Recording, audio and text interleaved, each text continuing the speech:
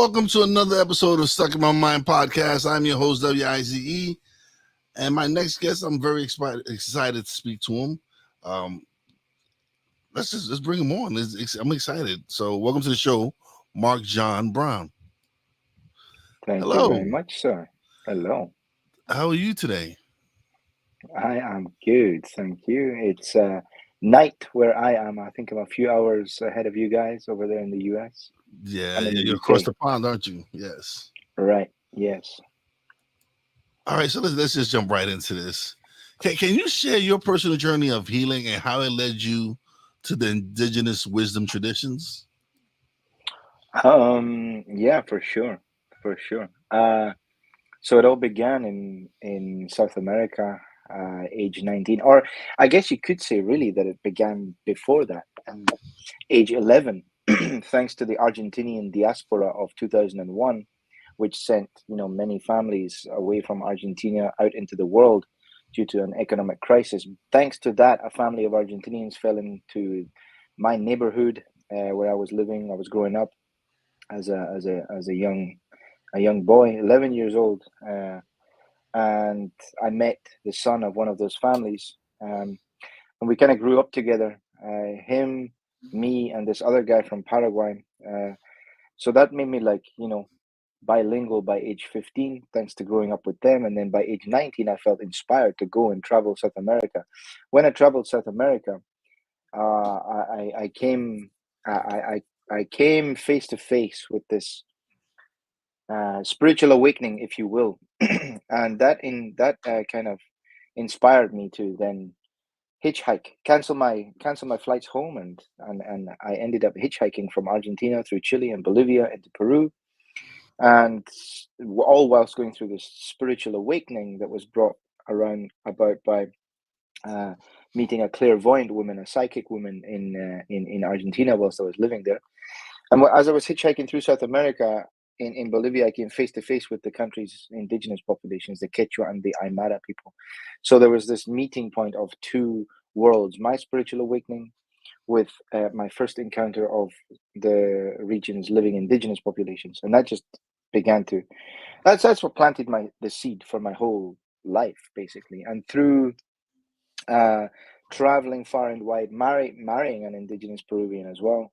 Well, after I crossed the border into Peru from Bolivia, together I traveled far and wide with my wife, and we were in search always of wisdom traditions, earth-based wisdom traditions, and through this, yeah, I was able to overcome a whole bunch of uh, yeah, childhood rooted issues, self-esteem issues, a whole bunch of different traumas that were rooted in my childhood, identity, self-esteem, yeah, overexposure to violence in my childhood, um, also over sexualization in my childhood as well, um, which caused all sorts of traumas and troubles in my adult life. But through my time working in the depths of earth-based wisdom traditions, I was able to overcome pretty much all of it and grow into adulthood in a healthy way. Awesome. How has your work with the Shipoba Konibo tribe and ayahuasca influenced your approach to coaching and entrepreneurship? Um, yeah.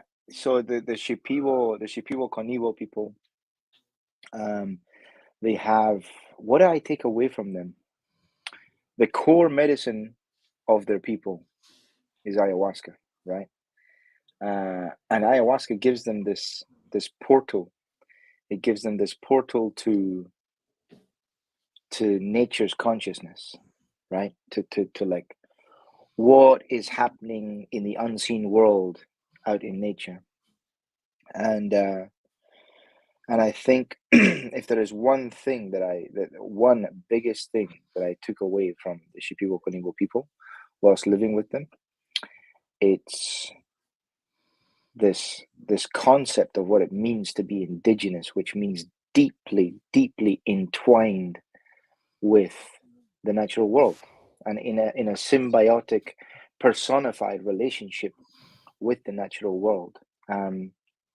And through that also uh, through that connection, being able to know oneself, to be able to know oneself and be truly connected to what we are feeling, perceiving, sensing in any given moment, to just be alive with the moment, alive with our surroundings, be connected with ourselves. And so, yeah, in terms of how that influences my business and entrepreneurship, fascinating question, by the way.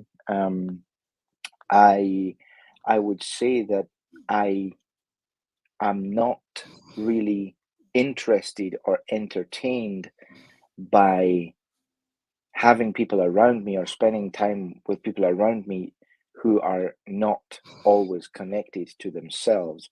And so if I have people in my environment, in my business environment, in my work environment, that I can sense are I guess not coming from an authentic place, or not cultivating that connection to themselves, or not feeling that connection to themselves, then I'm always going to create an environment that encourages and cultivates a culture for them to do exactly that, to get connected with the answers to the questions. Who am I? Why am I here? Where have I come from? Where am I going? What are my gifts? Who are my people? How do I serve them? Right? And it doesn't like it doesn't matter to me. I'm not one of those types of business leaders that I've seen the invisible world out there in nature, working with the Shipibo and with ayahuasca, and so I have no sense of like um exclusivity, or like I don't want to keep the people that work for me to myself. Actually, I want to feed their heart and soul so that they can grow in their own way as well, and in feeding their heart and soul and helping them to grow in their own way, naturally they feel a duty to serve my business well, right? So that's probably the biggest way in which my work with ayahuasca and with the Shipibo Konivo people has really informed the way I lead and the way I do business and entrepreneurship. Awesome. What are some of the biggest lessons you've learned from the indigenous cultures, and how have you applied them into the business world? hmm I would say presence, like the biggest gifts come from being present with your surroundings, being present with the natural world, being present with what is going on, um, and yeah, exactly what I just said, like a couple of minutes ago. Like cultivating that. You can't really be present if you're not connected fully to the moment and fully to yourself, right? If you're stuck up here in your mind, you're not connected to yourself. You're not connected to your environment either, right? So yeah, exactly that, and just pouring the focus on the inner cultivation for everybody that is in my space, so that they continuously cultivate passion, purpose, presence, joy. Yeah. So for me, one of the first times I heard about ayahuasca was, well, here in the States, the quarterback of the New York Jets, Aaron Rodgers. He's someone he's very spiritual. He does alternative medicine, and he's really into that. So here, of course, the media and them, they roast him about it. To me, I find it more interesting because I wanted to learn what was it and what he was doing. And so when it was shocking that, because you just signed up, you just set this up yesterday, this interview, did you? Right. Yes, Because it's I true. had I had an opening because I am booked through through February. And it just happened to have, Wow. yeah, and it just happened to happen. This was meant to be. So I kind of learned a little bit about it from him, and wanting to read about what it was doing for him as far as how he played the game and how he lived his life. And I found it very interesting. Mm. You'll have to remind me of his name so I can look him up. You said Aaron Rodgers. Yes, he's the Jets. He's the New York Jets quarterback. He originally played for the Green Bay Packers in the last 2 years. This is his second year with the New York Jets. Right. Okay, cool. Yeah. Beautiful. Can you explain the healing powers of ayahuasca and how it's helped you personally? Um, yeah, it's a good question. So what ayahuasca really helps us to do is to give ourselves a bit of a life revision, to look over our life, to look over all of our relationships, and to dissect them, to dissect each piece of our lives, of our relationships, to see the nature of why we act the way we do, and why we show up the way we do, and why we feel certain ways in certain situations. So sometimes, and of course, by nature, sometimes what that involves is pretty painful. It's like it can be pretty painful because if you are having issues in your adult life with, you know, I don't know, let's say connecting to girls, right? Connecting to women, right? Or trying to attract a partner, or even just the act of like connecting throws you into a state of like anxiety and panic.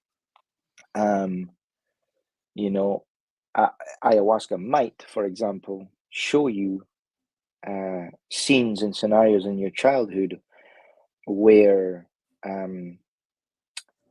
that that for example that intimacy, that intimate connection with your mother was violated, or where she betrayed your trust or whatever, just as an example, off the cuff example.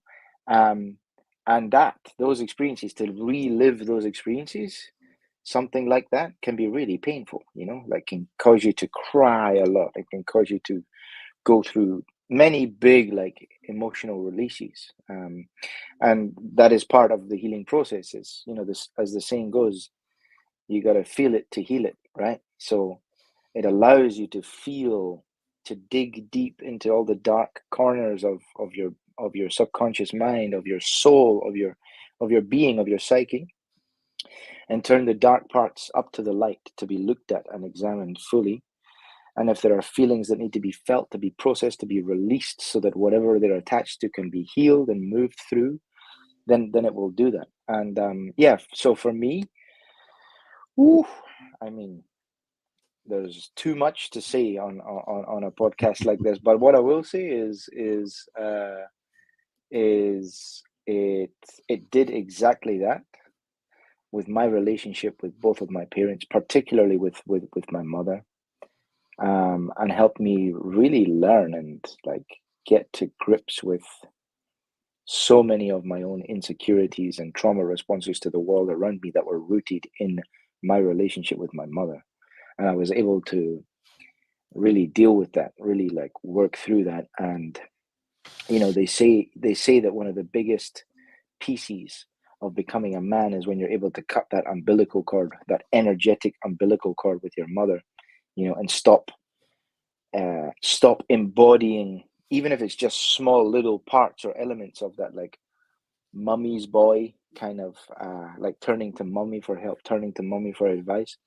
Yeah, I was able to really move through that, cut that umbilical cord, and grow into manhood, right? Thanks to the medicine and everything it did for me. Okay. Excuse me. So what does it mean to you to lead with a heart centered life, and how can one achieve that? There is one key question for people in order for them to find what it is to live a heart-centered life. To live a heart-centered life, the key ingredient is to follow your joy and to allow joy to inform and instruct your actions and your pursuits, right? So whatever gives you joy, do more of it. Follow that joy. So do more of what gives you joy until it stops giving you joy, or until you find something else that gives you more joy, and then follow that even more, right? Yeah. In short, like, the question is, what excites me? What gives me joy? Uh, Asking those questions and following through on them can help you lead a heart-centered life. And not just that, but I think that being a heart-centered leader and living a heart-centered life is about, one, knowing yourself and taking care of yourself, being connected to your heart, what gives you joy, what brings you joy in life, and what helps give you life force in life. Be connected with yourself, but then also, from that knowledge of self, be able to interact with others in ways that keeps boundaries with others, to be able to protect your own well-being, whilst at the same time, it's a bit of an art, whilst at the same time being able to hold a space that holds the heart open to others, right? And gives value to other people, gives value and care to other people, where you are finding ways to keep their interests at heart, to be able to care for them in the shortest way possible. Care for them, give them compassion, give them love, give them a space to be able to feel seen, heard, witnessed, appreciated, valued. Yeah, that's what it means for me to live a heart-centered life. Awesome. For, it was for me to be like when you say find your joy in what you do and everything. And Mm. for many years, I didn't. I Yeah, I had a well-paying job, but it wasn't fulfilling. It wasn't something that gave me purpose. And so when I started my podcast and I created this platform to help to bring people on to share their stories and share their journeys, and the reception I received from people where they were like, I needed to hear that message. Thank you for that episode or certain, that to me was like, okay, this is what I'm supposed to do. This is giving me a purpose now. It's giving like I was so I was 44 years old, didn't know what I wanted to do with my life. And so Right. when I started the podcast and I built this platform and I started the response that I was getting from people, this was like, okay, this feels right. This feels good. This is what I Mm. want to continue to do. And so being able to do it for the past 4 years Nice. and do it consistently, and that's something that I pride myself on, is doing it consistently and evolving along the way. Because Right. at first it was yes, I started a podcast and it was just me at first expressing how I was feeling. It was at the beginning of the pandemic. Here it was the 2020 election cycle and all the negativity and and I was like, man, I enjoy doing the podcast. I just wasn't enjoying the content. And so when I switched it to a interview based, and I was interviewing more people and they were coming on sharing their life stories, and Mm. that's when it was like, okay, this is what I want to do, is to be able to have people come share their stories, because who knows who out there needs to hear this story at this time. Like Right. I said, Hmm. this opening just opened up, Right. and I'm booked through February. So for this to happen, for this interview to happen, it was meant to happen. It was a message. It was seriously, it was something that I needed love to. it. I It was, love it. it Yeah. was something that needed to happen. This message needed to get out there. Right. Yeah. Yeah. All right. Maybe there's also medicine in it for you, my man. Yeah, definitely it is. Hmm.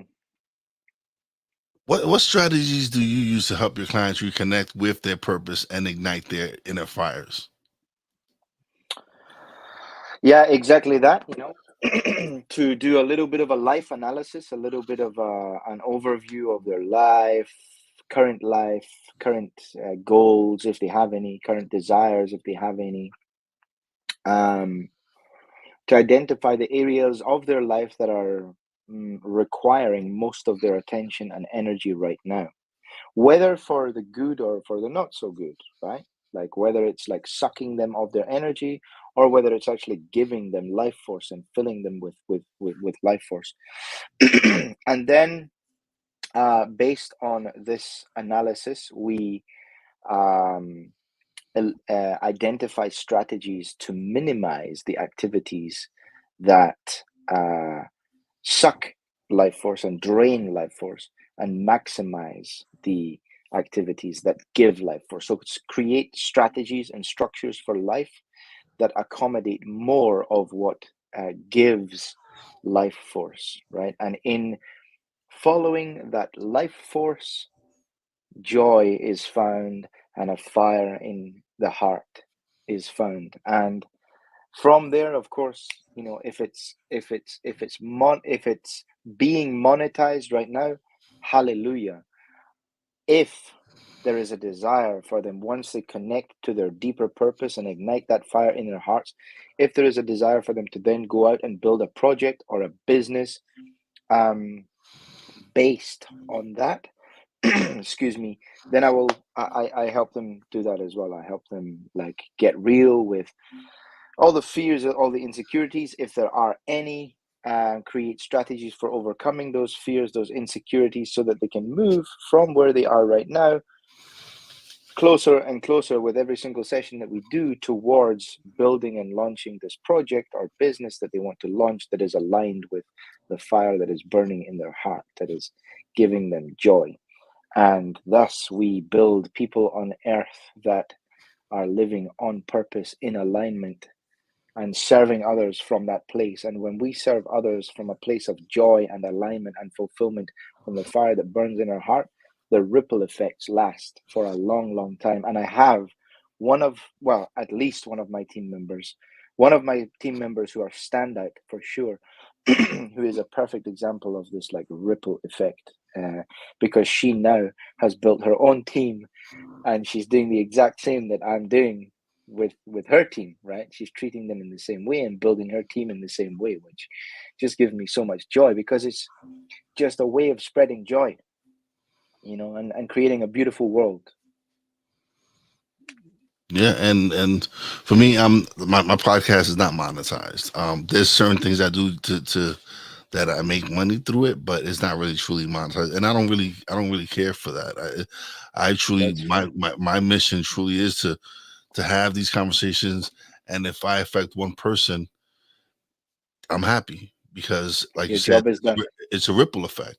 Because Right, I help that one person, who knows how many more people they go and help, and then right. who that person helped, and they go on and help.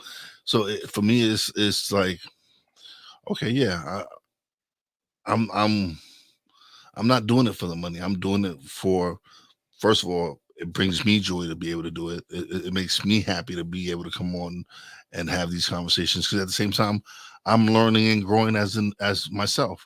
So I'm gaining knowledge from this, and I'm having my audience build and grow from it as well. So it's a Yes. win-win for me.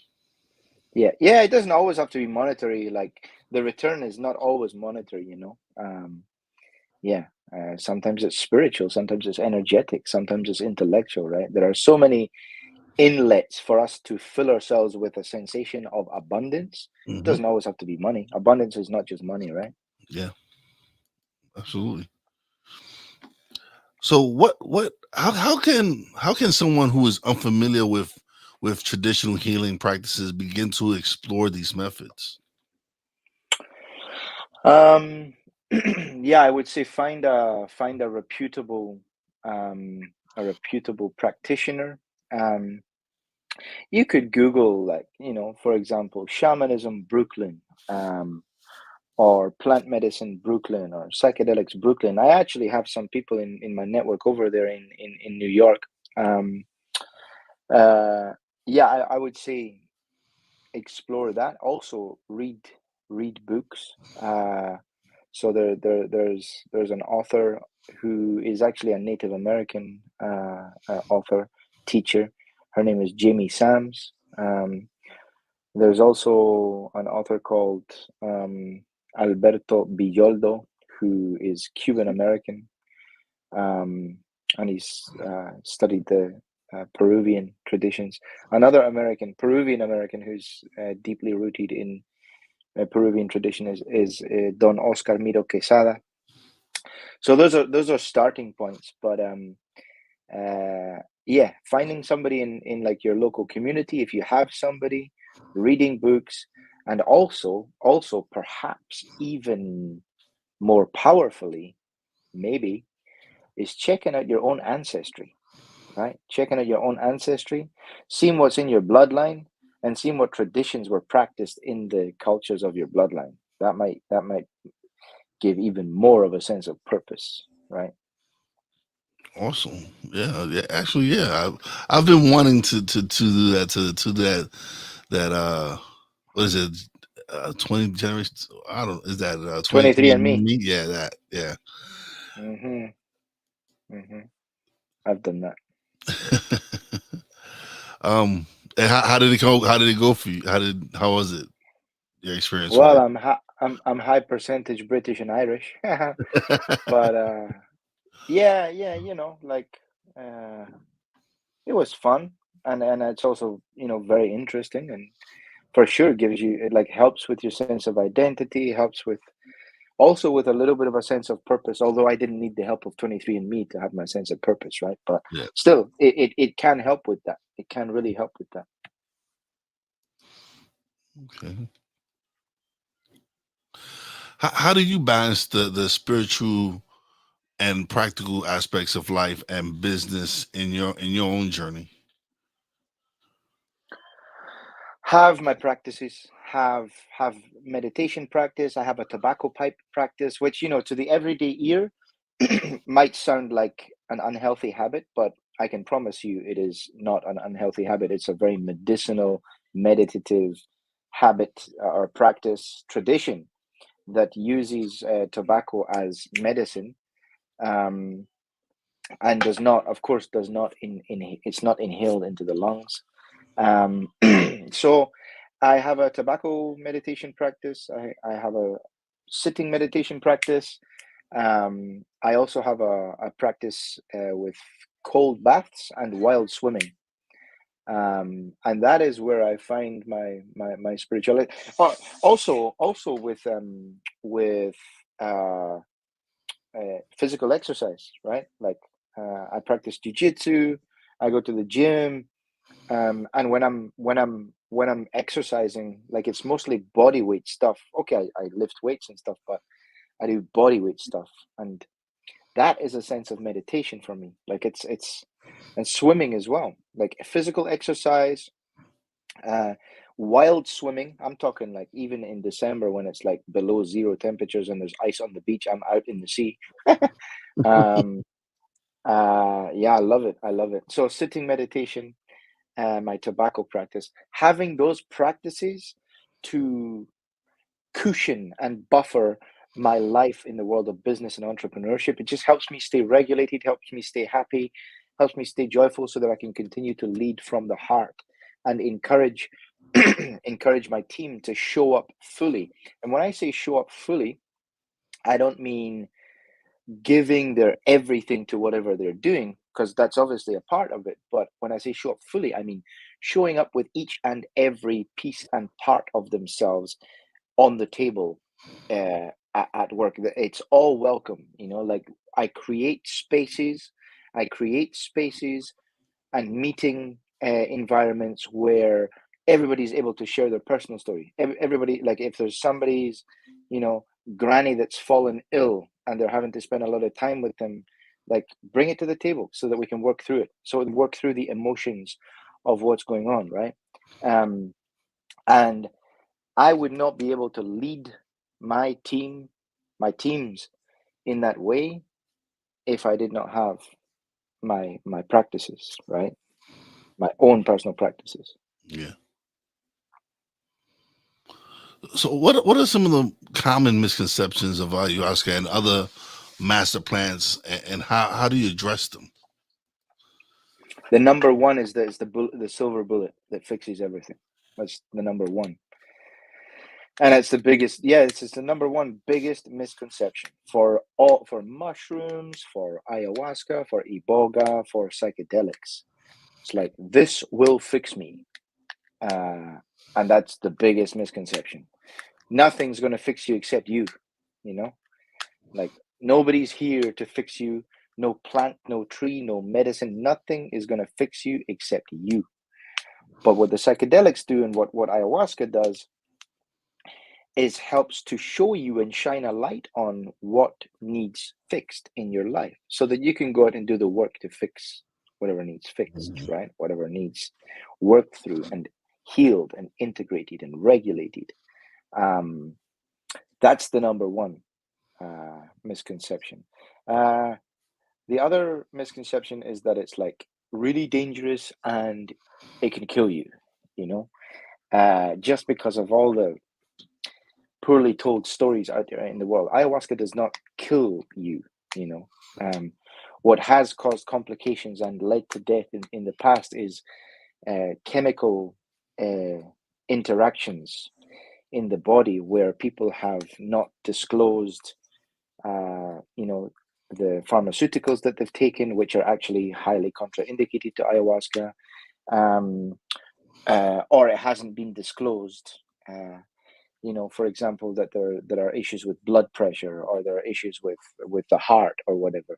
That's where there are strong contraindications for a reason. But for some reason or another, it's not being communicated adequately. Those are the, like, quote unquote horror stories, of which there are thankfully few. But it's not ayahuasca, the medicine itself, that has led to such circumstances. It's just the miscommunication or non-communication of pharmaceuticals, high blood pressure, or heart problems. Strong considerations that need to be taken into account. And how I deal with them is that I,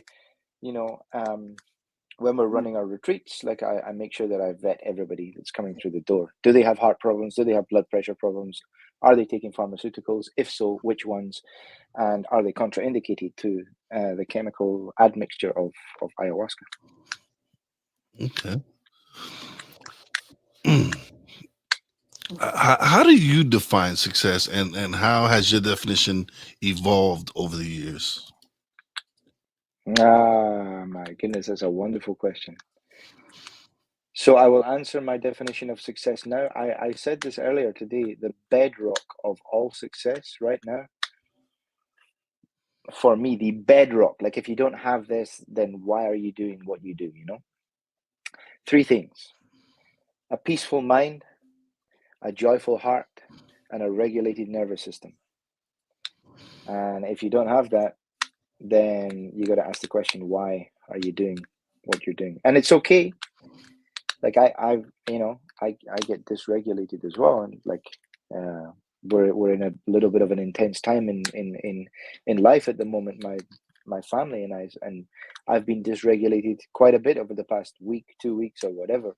And it's okay. We're not made to be constantly regulated, but being dysregulated is always a call to ask why. Why am I dysregulated? Okay, is it because I'm doing this? Okay, why am I doing this? Okay, yeah, because it leads to that. Okay, and why do I want to get to that place? Always asking that question, why, right? So yeah, regulated nervous system,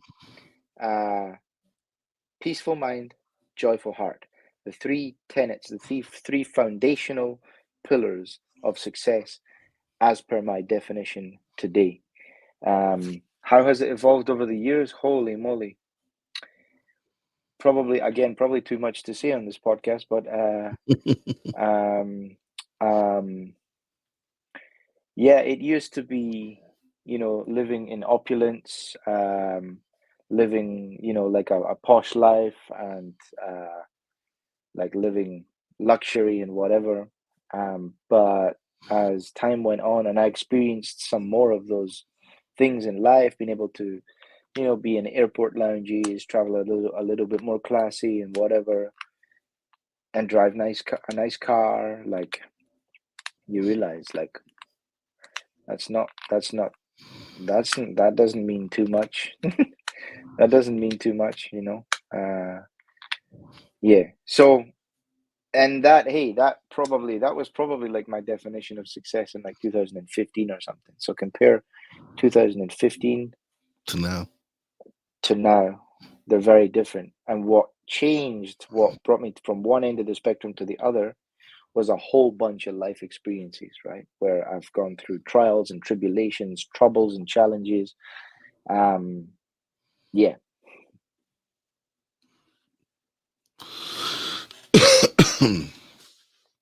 What advice would you give someone who is feeling lost or disconnected from their purpose? Same question, man. Same question as I said before. What brings you joy?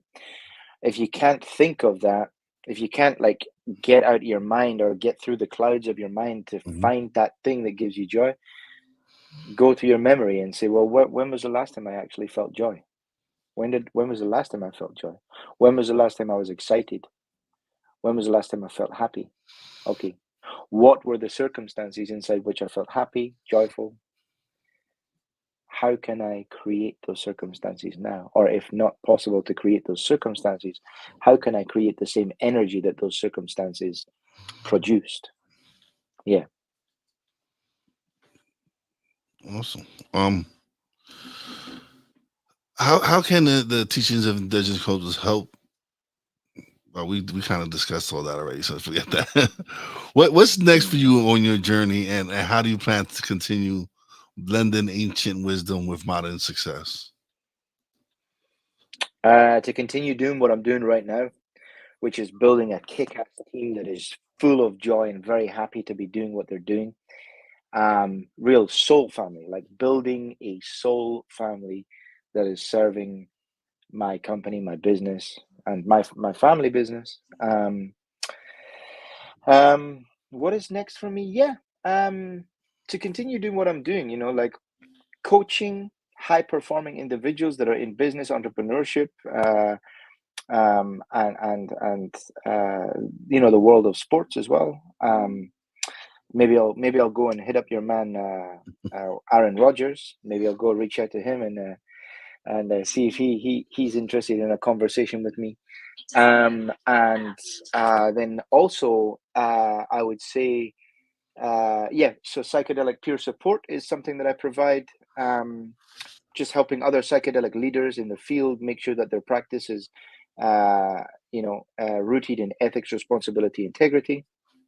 Continuing to do that, and also continuing to a lot of what we've spoken about in this session right here, continuing to help people, particularly people that are like leaving corporate jobs or like feeling stuck in corporate jobs, like they want to escape from their corporate jobs, leave their corporate jobs, to find something that gives them more purpose, more of a sense of, yeah, joy and purpose. Helping more of those people. um hey, we got a plant medicine and ayahuasca based retreat coming up in Peru at the end of the year, 10th to the 20th of December. If anybody out there wants to explore that, they can hit me up, and be happy to share more information with them. And of course, yeah, annually we take groups of people down to South America, down to Peru, to work with the indigenous people from Peru primarily, but also from Colombia. And so anybody that's interested in any of this stuff, yeah, they can for sure reach out. And if this December retreat is not for them, then we certainly will be doing another one next year in 2025. Yeah, and apart from that, man, like continuing to build my family, nurture my children, love on them, let my whole family know how much I love and care for them, and maybe even setting up, a home uh, in some other country. I don't know. We're kind of open to that one. Yeah. So this that when you mentioned community and your team, and that was something I forgot to. That was a question I did want to ask you. What role does community and connection play in the work you do with both indigenous traditions and modern business coaching? Community and connection. I mean, arguably, the very heart of the very core of modern malaise and modern mental illness is disconnection from the natural world, disconnection from ourselves, and disconnection from community. And so I build in my business world, I build a team, I build a community that is connected. And the route to connection is people bringing their whole selves to the table, just like I said earlier, showing up fully, bringing all the parts of themselves, telling their personal stories, sharing their emotions, sharing what's alive for them. Um, and yeah, of course, like I take that from the indigenous people that I work with, right? Because community is perhaps their biggest source of well-being, right? Like being in community is perhaps their biggest source of well-being. um, and that well-being comes from the connection that is garnered from that community.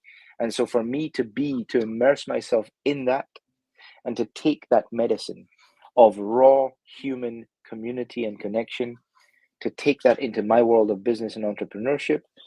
That's what I do now, and what I think I will be doing for the rest of my life until both worlds become one. Who knows?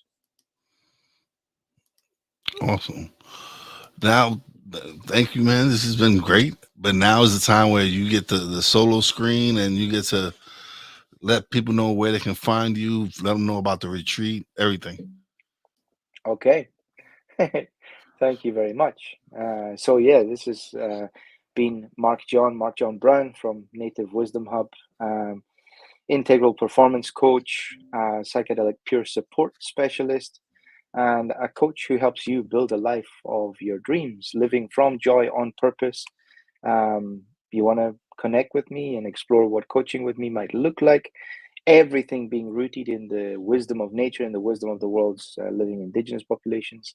All you got to do is reach out. You can get me on Instagram.com/Marc John Brown, MarcJohnBrown. Our website is nativewisdomhub.com, Facebook.com/Native Wisdom Hub, Instagram.com/Native Wisdom Hub. You can also find me on Facebook or LinkedIn, Marc-John Brown, MARC-John and surname Brown. Retreat at the end of the year is 10 days on site in Peru, 3 ayahuasca ceremonies, 1 Huachuma, also known as San Pedro cactus ceremony, working with 3 different wise indigenous elders from the country of Peru. And it's part of an 8-week program, so that you'll be supported 2 weeks in preparation, 10 days on site, and then 5 weeks in integration, all via online calls. So it's 2 weeks online, 10 days in person in Peru, and 5 weeks online again after the retreat experience. Again, anybody wants to connect with me, explore this, or anything that was spoken about on today's session, I would love to connect with you. Just reach out on any of the platforms that I've mentioned here. Thank you. Thank you, man. This has been great. Like I said, it was meant to happen. This conversation.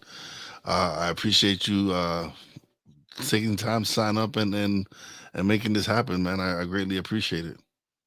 Yeah, for sure. Thank you for answering the call, and thanks to the wisdom of life for making this happen at such short notice. It was like it's been in the diary for less than 24 hours. Yeah, no, because I knew I didn't because I knew I didn't have a show, and then I looked. I'm like, hold on, wait, but it's great. I don't mind. Like I love doing my podcast, and I love having these conversations, and it's these conversations that happen out of nowhere that are some of the best that I get to have. So thank you for being such a wonderful guest. I would love to have you back on, man. It would be my honor. I love having people back on, especially amazing people like yourselves. Maybe after you do your retreat and everything, you can come back on and discuss how they go and everything. So Thank you so much. Sounds Don't leave good. just yet, though. Let me close out the show and we can chat a little bit off the air. But thank you so much, man. Greatly appreciate it. Cool. Thank you, brother. All right, another great episode. I was so excited, man. Thank you for everyone who stopped by. Corrado, once again, always coming through and showing love. I greatly appreciate it. Big shout out to my Real Wise fam, Poppy J, Brandy J. Big shout out to the boss lady. Love you and appreciate you. Big shout out to Marc-John Brown for coming through and making this happen. And as always, a big shout out to all the essential workers out there. God bless y'all. Be safe. If you haven't subscribed, please subscribe. Hit the notification bell. And I greatly appreciate everyone who shows me love. And as always, you know how your boy does. You know how your boy Wise does it. Peace out.